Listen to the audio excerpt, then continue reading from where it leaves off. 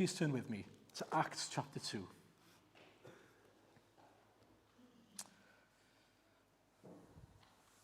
Tonight then we're reading from verse 1 and we will go to verse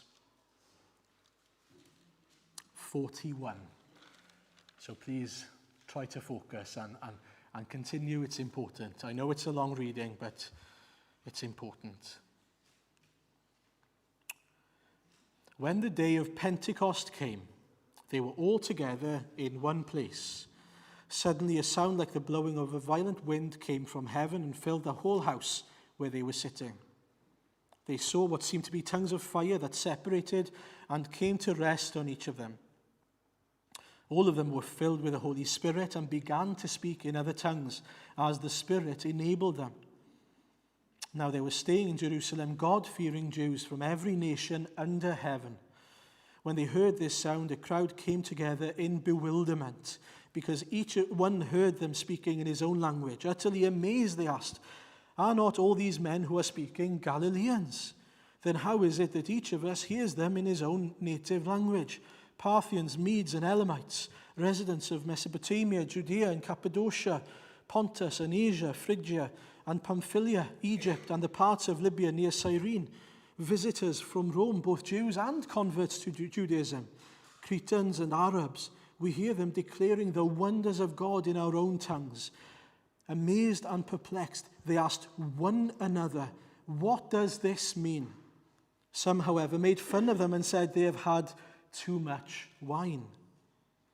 Then Peter stood up with the 11, raised his voice and addressed the crowd. "Fellow Jews and all of you who live in Jerusalem, let me explain this to you. Listen carefully to what I say. These men are not drunk, as you suppose. It's only 9 a.m. No, this is what was spoken by the prophet Joel. In the last days, God says, I will pour out my spirit on all people. Your sons and daughters will prophesy. Your young men will see visions. Your old men will dream dreams. Even on my servants, both men and women, I will pour out my spirit in those days, and they will prophesy. I will show wonders in the heaven above and signs on the earth below, blood and fire and billows of smoke. The sun will be turned to darkness and the moon to blood before the coming of the great and glorious day of the Lord, and everyone who calls on the name of the Lord will be saved. Men of Israel, listen to this. Jesus of Nazareth was a man accredited to by God to you by miracles, wonders and signs, which God did among you through him, as you yourselves know. This man was handed over to you by God's set purpose and foreknowledge, and you, with the help of wicked men, put him to death by nailing him to the cross. But God raised him from the dead, freeing him from the agony of death, because it was impossible for death to keep its hold on him. David said about him, I saw the Lord always before me, because he is at my right hand. I will not be shaken. Therefore my heart is glad and my tongue rejoices. My body also will live in hope, because you will not abandon me to the grave, nor will you let your Holy One see decay. You have made known to me the paths of life. You will fill me with joy in your presence. Brothers, I can tell you confidently that the patriarch David died and was buried, and his tomb is here to this day. But he was a prophet and knew that God had promised him on oath that he would place one of his descendants on his throne. Seeing what was ahead, he spoke of the resurrection of Christ, that he was not abandoned to the grave, nor did his body see decay. God has raised this Jesus to life, and we are all witnesses of the fact. Exalted to the right hand of God, he has received from the Father the promised Holy Spirit, and has poured out what you now see and hear. For David did not ascend to heaven, and yet he said, the Lord said to my Lord, sit at my right hand until I make your enemies a footstool for your feet. Therefore, let all Israel be assured of this. God has made this Jesus, whom you crucified, both Lord and Christ. When the people heard this, they were cut to the heart and said to Peter and the other apostles, brothers, what shall we do? Peter replied, repent and be baptized, every one of you, in the name of Jesus Christ for the forgiveness of your sins, and you will receive the gift of the Holy Spirit. The promise is for you and your children and for all who are far off, for all whom the Lord our God will call. With many other words he warned them, and he pleaded with them, save yourselves from this corrupt generation. Those who accepted his message were baptized, and about 3,000 were added to their number that day. Amen. Well, as you know, we're going through a short series leading us from Resurrection to Pentecost. Next week is officially Pentecost week, and we will still be looking at the events of Pentecost next week, but this has come a little bit earlier, but it prepares us wonderfully for Pentecost week that's ahead of us. The time where the power of the Holy Spirit and the person of the Holy Spirit came to dwell among believers. And so last week we saw the promise in the ascension, and then in the midweek studies we've been looking at the consequences of the resurrection and the coming of the Spirit on the believers. It meant that they were praying, seeking the Lord for the promise of the Spirit. They were just praying and praying and praying for the Holy Spirit to come, if you remember. That's what we saw. They were committed, devoted to prayer, and they were continuing to trust in the Lord. And so Jesus has ascended to heaven. They waited for the Spirit to come. And I think it's a real encouragement to see the change that's already happening in Peter. Before we look at the actual speech or the sermon, notice the change. If you look back at chapter 1 of the book of Acts in particular, and we saw it in the midweek study, he's the one that speaks up, pipes up, and says, look, we need to fill the gap that's been left empty by Judas, the betrayer. But this time, he's not doing it under his own authority, it's under the authority of Scripture. He's sought the Scriptures. He's been guided by the Spirit to the Scriptures. And the Spirit has led him to a psalm that tells him that there needs to be a gap filled. And so now he's still the same Peter who speaks up, even there, but he speaks up under the authority of Scripture. And that's a great comfort to us, how the Lord deals with people like Peter and people like me. With the help of the Spirit, he illuminates the word to them that they then can illuminate the word to the rest of the followers of Christ. And that's effectively what we'll see today in the work of the Holy Spirit at Pentecost. I love the picture of, in my head anyway, this was the picture of Peter not now thinking, do you remember as we looked at it midweek, if you were there midweek, he said to Jesus, never, I'll never betray you. Never. Never. I'll never deny you. But then he's now the Peter that says, Lord, you know the heart. You know me better than I know myself. He's a humble Peter. He's a different Peter. He's now the Peter that's head down in Scriptures, looking for what God has to say to him so that he can lead the flock that he's been entrusted to lead. It's a wonderful picture of how the Spirit works in us, humbling us, giving us a thirst for the Word of God, and then being able to illuminate the Word of God to us so that we can illuminate to others. And hopefully we'll see that in the message he delivers with the help of the Holy Spirit. So how do we see the power of the Spirit at work here then in the event of Pentecost? Well, the first type of power we see is visible and audible power. That's true. It's the power that the Spirit shows the disciples in order for them to know this is happening. There's a great wind, and there are tongues of fire, what seems like tongues of fire at least, that comes down and lands on people's heads. Now, for me, that's strange and different and miraculous. Are we all agreed on that? I've never seen any tongues of fire on anyone's head, so I think that's unique and very much a sign of the work of the Holy Spirit. But you know, that's not the most amazing thing that happened at the beginning of this chapter at all. The most amazing thing that happened is what happened in the believers. That work is the work of the Spirit, but that was simply a marker, an identifier for the people of God, so that they knew the Holy Spirit has come to dwell, not just on Peter, not just on the rest of the 11, but on all those who were in that room, probably 120 of them in that house. They all received the same Spirit dwelling in each and every one of them. Peter was no better. He didn't get a bigger tongue. Nothing different to any of the rest. It was the same Spirit at work in each and every one of them. But the amazing thing was the effect of the Holy Spirit in them.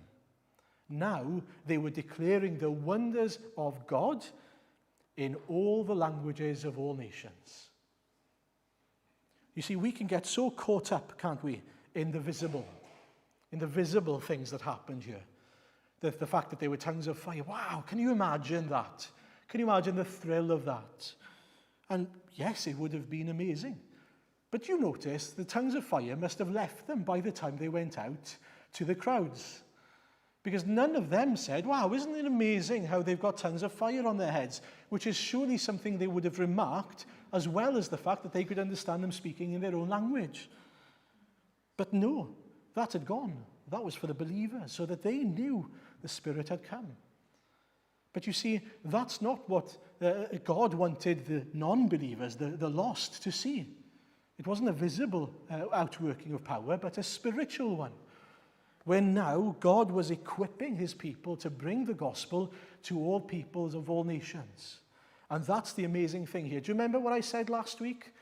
The disciples must have been sat in that room thinking, sat on that mountain or at the point of Jesus' ascension in Bethany thinking, Jesus just said to the ends of the earth, not just to every corner of Israel. The gospel is to go to the ends of the earth. How on earth are we equipped to go to the ends of the earth with the gospel? Don't worry about it.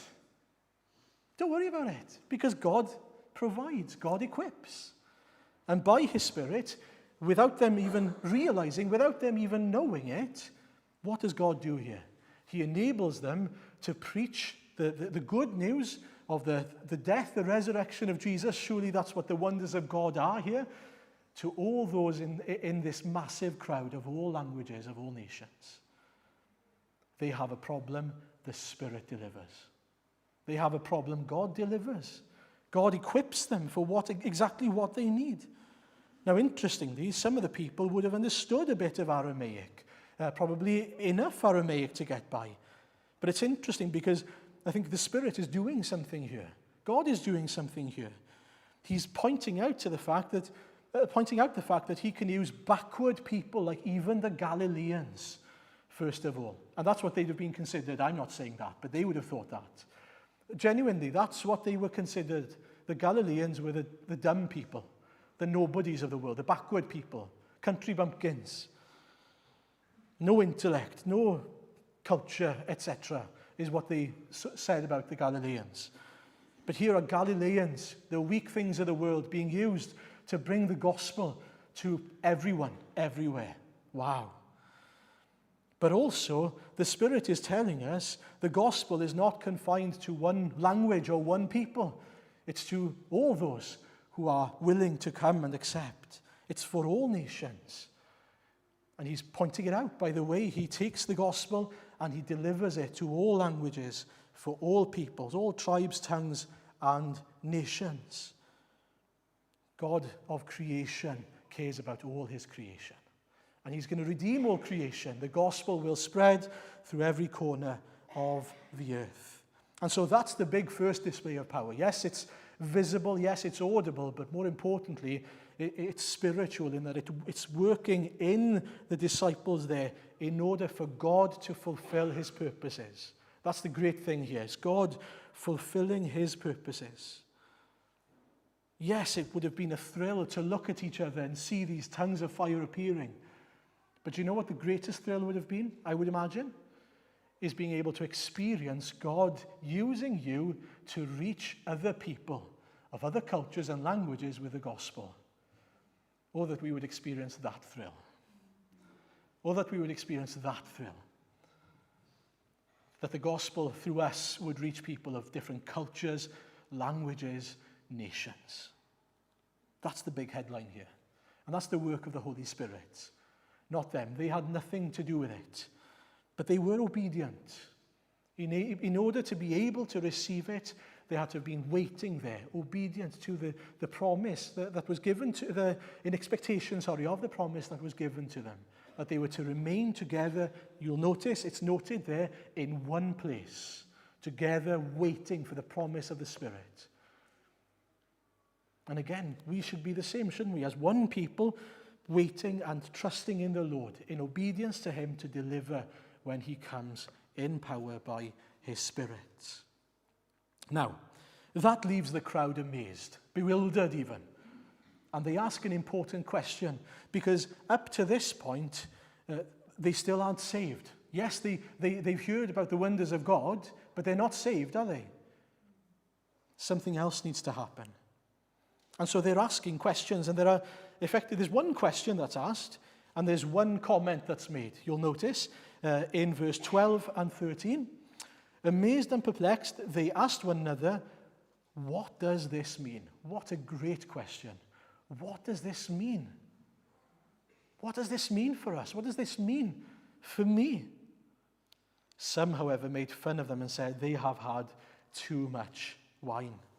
Now, on the comment, I'm not going to spend much on this, but just to say, they knew full well that the disciples weren't drunk. Being drunk doesn't make you speak other languages. And they understood them in their own language. Don't misunderstand. They didn't think that they were drunk. There are some people from this point, and still the same today, who will hear the wonders of God and they will dismiss it as folly. They'll dismiss it as, they are talking nonsense. It's not that they don't understand what you're saying, it's that they don't want to face what you're saying. That's exactly what's happening here. And that's important to realize and to acknowledge, is that there are people that will try to dismiss what you've said, and they'll call you a crackpot and crazy, even though they know that you're a logical, normal-ish person. You see, the point is, people don't want to face up to the gospel. People don't want to think about and listen to people telling them something that they can't make sense of, and they have to face the question that's being asked. What does this mean? What does this mean for me, for us? Do you know, the encouragement is that we should do exactly what Peter does. Tell them anyway. Tell them anyway. They still need to hear, even if they dismiss you, even if you think they're never going to listen to me, they think I'm crazy, doesn't matter. Doesn't matter. They need to hear. I am convinced that some of the people who would have said they've had too much wine and made fun of them at the start were asking that question at the end. Brothers, what shall we do? I'm convinced of it. Over 3,000 people. Some of them must have been joining in and making fun at the beginning, but at the end accepting Christ. Why? Because the Spirit moved. And that brings us to the second big display of Holy Spirit power then. How does the Spirit work? Well, he works through the preaching of the gospel. He works as we illuminate Jesus Christ. The Holy Spirit is God's presence and power in us and through us, in particular as we proclaim the gospel of Jesus. Now, we've looked in recent weeks at the ministry of the Spirit, at different things that the Spirit does. And so we're not going to focus so much on what he does in us, but how he works through us, in particular as we preach the gospel. Yes, he is a comforter, he is an enabler, he is all the things that we've looked at look at John 14, 15 and 16 in particular. But the Holy Spirit works powerfully through us by bringing people to a saving knowledge of Jesus and to belonging to Christ's kingdom. And he does it through people like Peter. People like Peter the denier. And it's significant, isn't it, that Peter's the one who speaks. It is significant. We can't ignore it. All of them stand up, by the way. All of them are in one accord. All of them are together in this. It's not that Peter's the only one that stands up. We can miss that sometimes. But it's Peter who speaks. He's the spokesperson. And as I said earlier, he's not the same Peter. He's a different Peter. He's a humble Peter. He's a Peter who relies on the scriptures, and we'll see it as he preaches the gospel. It's wonderful how Peter is so different because of the work of Jesus in his heart. You see, what qualifies Peter for the job of speaking about Jesus, what qualifies Peter for the job is the fact that his eyes have been opened to Jesus. That's it. He's been called to the work, yes, but he can't have been called to the work unless he knew Jesus as the Savior that he truly is. And I was thinking, even if, you consider all the disciples, if I had to choose one of the disciples to be the spokesperson, who would you choose? I don't think you'd choose Peter. Personally, I'd have chosen John. I like John. John is so, constant. And he's the one Jesus loved. He's the one who pointed Peter to Jesus. He's the one who was at Jesus' side at the cross. Why not John? You see, it's not about the messenger, it's about the message. Jesus chose Peter in particular because he chooses the weak things of this world to shame the strong and the so-called wise. People could have responded to Peter and said, hang on, aren't you the guy a couple of weeks ago who said you didn't even know Jesus, and now you're telling me I should follow him and believe what you have to say? What's the validity to your testimony? And you'll notice that there's no validity to his testimony in and of itself. Because he's not telling them, hey guys, I've got this gut feeling that Jesus is the Savior. There's something in my heart that I feel deep down that Jesus is the Son of God. You've got to trust in me because I'm a good guy and you can trust in me. Do you notice? That's not his tact. He's not saying, I've got this feeling and I think you should have this feeling too. You should trust in me. No. His message is, look at Jesus. Look at Jesus. It's not about the messenger, it's about the message, the Jesus you proclaim. You might feel I've got no validity. You might even feel I want to be a witness to someone and I've been a terrible witness in terms of my own walk with Christ. And they know of my sins, they know of my failings. That still doesn't make your testimony untrue if your testimony is the word. God says this. Jesus did that. It's true. Don't rely on yourself. Rely on the word. If he can use someone like Peter to proclaim the message, he can use us.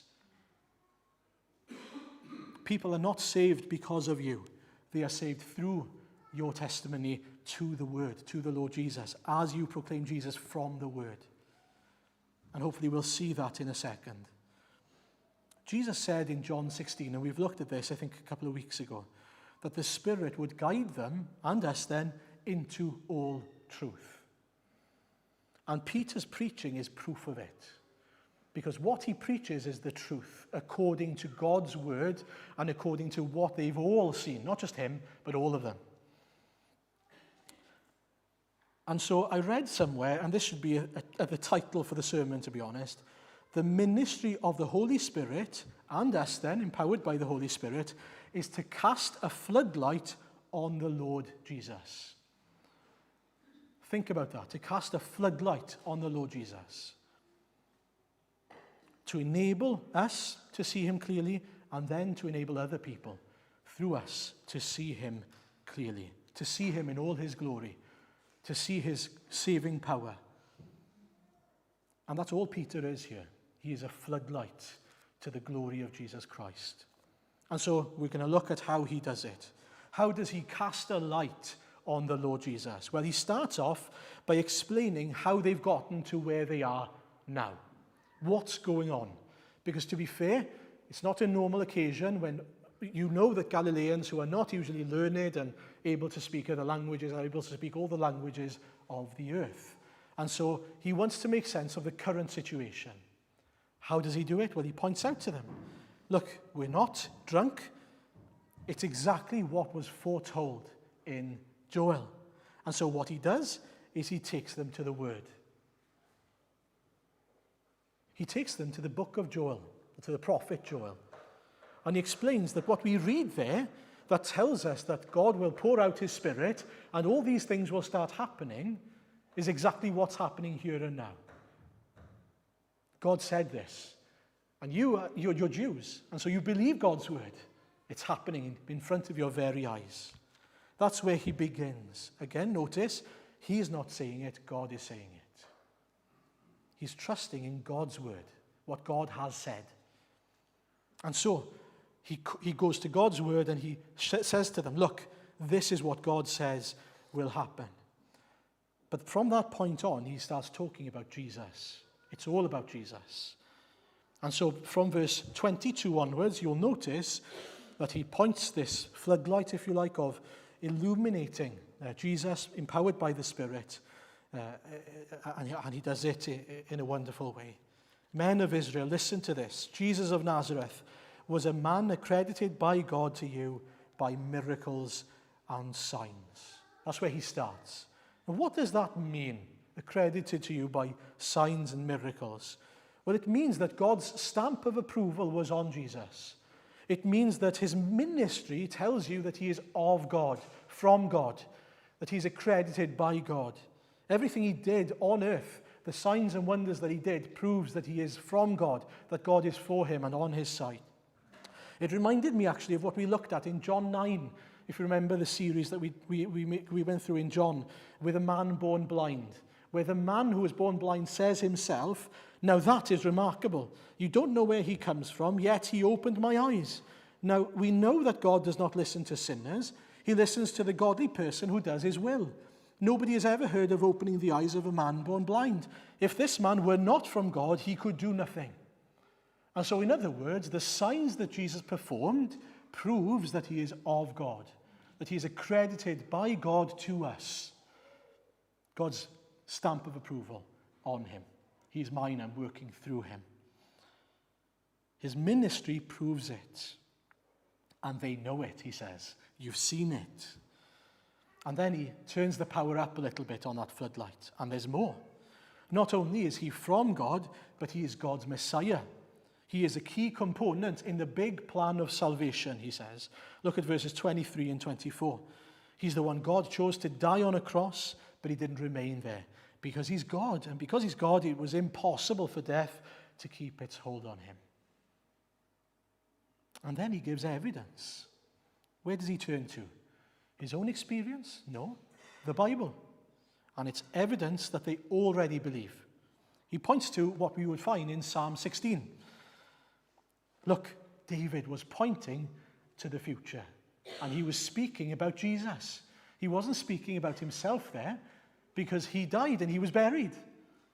He can't have been speaking about himself, or you're saying that God's word is not true. And so who is he talking about? He's talking about this Messiah who died and rose again. And so he says Jesus is God's elect Messiah, who's died, he's been raised to life, and it was foretold by even the prophet David. How does Peter know all of this? How does Peter know? The illumination of the word by the Spirit. It's been illuminated to him. God spoke to him by the Spirit through the word in order for him to convey it to others. I can't stress this enough. He is passing on what he has been illuminated to himself. That's all he's doing here. He is a vessel, a channel, showing them, look, this is what God has said, and this is how it's delivered in Christ Jesus. And thirdly then, verse 32, God has raised this Jesus to life, and we are all witnesses of it. He now says, this Jesus that's mentioned here in Psalm 16, you now have seen it in the flesh. You've experienced it. There are several witnesses of it. He explains that everything is God's plan. Yes, you killed him, but at the same time, this was God's plan of salvation. And it brings them to the current situation. You've seen it for yourselves. We are witnesses of it. And lastly, in case they were wondering, where is Jesus now then? What happens next? He goes on to say in verse 33 that Jesus is now exalted to the right hand of the Father. His work on earth is done, and that's given way to the Holy Spirit. which is what you are now seeing and hearing. Again and again, he backs it up with Scripture. And so he goes to Scripture again. This is Psalm 110. And he says, look, this is what David was on about when he said, the Lord said to my Lord, sit at my right hand until I make your enemies a footstool for your feet. Again, David didn't ascend to heaven at the right hand of the Father. So he can't have been talking about himself. Who was he talking about? Jesus, who ascended to heaven. Do you see? The authority is what God says. God has said, Jesus has delivered. Jesus has promised in his word. Jesus has fulfilled in front of your very eyes. We are all witnesses of it. And so he finishes with this summary in verse 36. Therefore, let all Israel be assured of this. God has made this Jesus, whom you crucified, both Lord and Messiah. I love that. I think it's one of the best verses in the Bible. Because what he says here is, be assured of this, be sure. This is certain, based on the evidence I've given you. God has made this Jesus. He's in charge. He's his plan.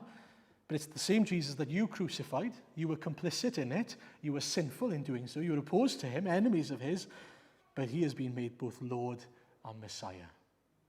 It's been declared to them. The truth of the gospel has been made so clear to them. The Spirit has enabled Peter to cast a floodlight on the person and the work of Jesus. And it's not just him saying, I feel this, I feel that. It's what God has said. His testimony. God's, that is. And he passes it on faithfully to these people. And so, that's the power of the Spirit at work. It's what causes conviction. Because do you see the effect of it? Verse 37.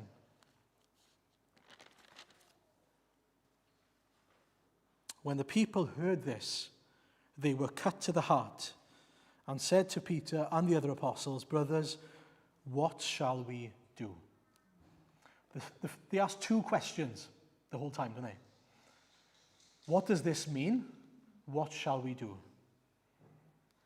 Great questions. Seeing the wonders of God proclaimed miraculously leads them to ask, what does this mean?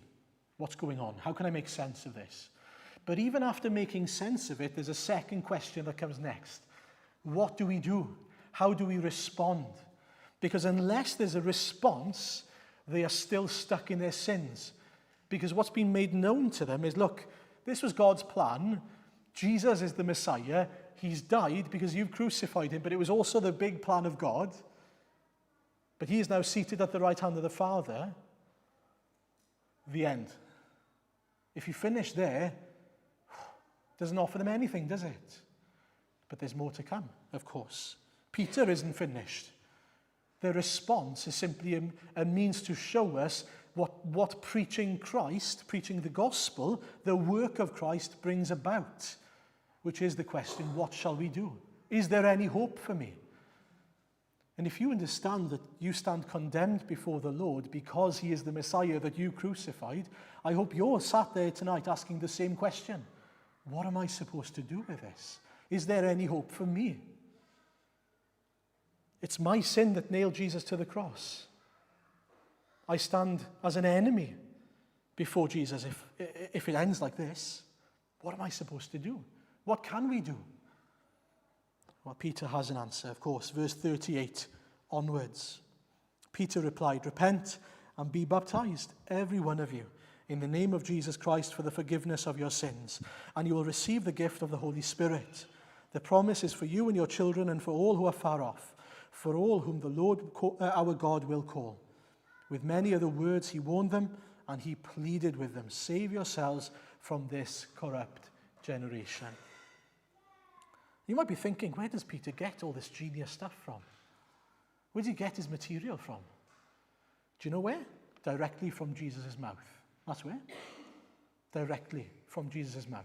As I said, in John 16, you will, not John 16, John 15, I think it is, that the Spirit, one of the ministries of the Holy Spirit is to bring to mind the words of the Lord Jesus. And that's exactly what happens here. Last week we looked at Luke 24, and if you remember, at the end of Luke 24, it says, "And repentance for the forgiveness of sins will be preached in his name to all nations, beginning at Jerusalem." We're in Jerusalem in front of all nations, and what's happening? Repentance for the forgiveness of sins is being preached. He's taking the very words of Jesus. He's saying, look, this is what Jesus has said, repent. As Jesus said in the Great Commission, of course, and be baptized. Do you see what he does? He takes the words of Christ, the words that have been brought to mind surely through the power of the Holy Spirit, enabling them hope, sure hope, through the forgiveness of sins, through salvation. Again, the ministry of the Spirit is to bring to mind the words of the Lord. And it applies directly to us, of course. As the Lord speaks to us through his word, by his Spirit, he then brings it to mind as we deal with other people. When it comes to evangelism, we do not need to reinvent the wheel. Do you know what we need to do? We need to step aside and let Jesus speak for himself. It says in 2 Corinthians 5, verse 20, "We are therefore Christ's ambassadors, as though God were making his appeal through us." That's important. As though God were making his appeal through us. That when we preach the gospel to people, they barely even notice that we're there, because it's all about Jesus. That the glory, the word, the presence of Jesus is so clear that we disappear. He goes on to say, of course, "We implore you on Christ's behalf, be reconciled to God." It's a privilege to be ambassadors of the Lord Jesus Christ. Imagine being an ambassador of a big company, whatever brand you might like, whatever brand that is. Think of that favorite brand of clothing or whatever you like, or tools in some people's cases. Imagine being an ambassador. There's a rivalry among some of us in the fellowship between DeWalt tools and Makita tools. And we all know that DeWalt is superior, but some keep on arguing the point that Makita seem to be better. Now imagine now that you're an ambassador for DeWalt, which is, by the way, a yellow branding of tools. But imagine walking around as an ambassador wearing all green, the colours of Makita. Do you think anyone would take notice of you? They'd be thinking, look at him, an ambassador of Makita. For us, we want to be ambassadors of Christ to the point where people look at us and hear us and they think Jesus Christ. They see Jesus Christ. I think we should be praying and praying and praying, Lord, let me decrease to the point where people look at me, see me, hear me, and I see nothing but Jesus in that person.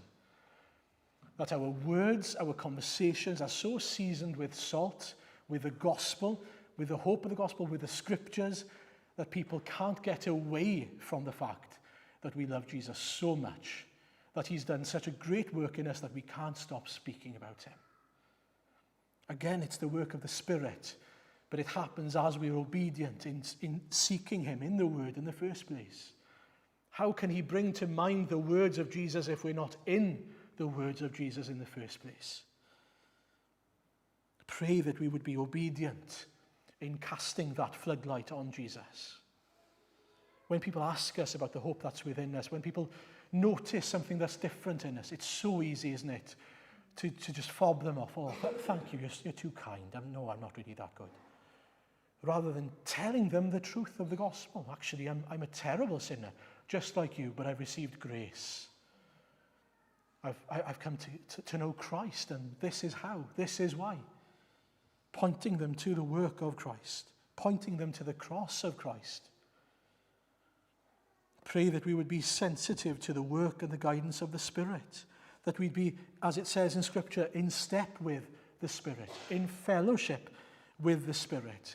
Because I wouldn't imagine that Peter is all of a sudden able to apply Psalm 16, apply Psalm 110, and apply Joel in a gospel sense, seeing Christ in them, unless the Spirit illuminated him to them, and that he read them and knew them. Do you want to know more of Jesus? Do you want to see Jesus more? Seek him. He's there. Are you truly seeking him? Again, we often think about the visual, the audible power that's at work here, as if that's the magical thing, that's the amazing thing. We ought to see and hopefully recognize that the most amazing thing here is the bringing of people from death to life, the bringing of the gospel to all nations. Are we distracted by the visible and audible things? Are we distracted by perhaps wanting to see, miraculous things happening visibly rather than spiritually seeing souls saved? Seeing the Lord using us. And it's a dangerous prayer, but an important prayer. Lord, use me. Lord, enable me to be a channel for your gospel so that the Lord Jesus Christ might be illuminated through your word as I preach it to those around me. It's a dangerous prayer, but it's an important prayer. It's a wonderful prayer because I can't imagine anything better than the thrill of seeing people being illuminated by the gospel, coming to life, being saved, coming to know him. Do you see it here? Those who accepted his message were baptized, and about 3,000 were added to their number that day. Can you imagine going to bed that day and being Peter and the 120? I was thinking about this. I can just imagine him laying his head on the pillow thinking, what on earth happened today? Lord, you are so amazing that you took 120 of us, people like us, and all of a sudden there are 3,000 people praising your holy name. Wow. You are so mighty. You are so glorious. So wonderful, so gracious, because they deserve it no more than we do. Thank you, Lord. Imagine going to bed at night, having experienced that. Pray that we would go to bed experiencing something of that, whether it's one soul, whether it's 10 souls. We pray it would be in the thousands. But that we are praying, Lord, let me experience it, not for my glory, but for his glory. Revealing to us his glory so that we magnify his name even more, so that we glorify him even more for who he is. Again, it's important to say, the Spirit does as he wills. It's his work, his will, not ours. And so we submit to him. At the same time, he has promised that he would come in power. So we've got to hold that in balance, haven't we? He hasn't lost his power. He's the same Spirit that worked here that's at work in us, through us. The hindrance is much more likely to be us than him. Pray, seek, ask. Sam mentioned in the prayer meeting on Wednesday night, Luke 11, the promise that Jesus himself says, if you then, though you are evil, know how to give good gifts to your children, how much more will your Father in heaven give the Holy Spirit to those who ask him? Who ask him. So we ask, and we keep on asking, and we keep on asking, because we know that he is a God who is trustworthy, who is faithful to his word, who works, again, according to his purposes, but he is gracious, he is merciful, he answers prayer. Seek the Lord for his glory. Amen.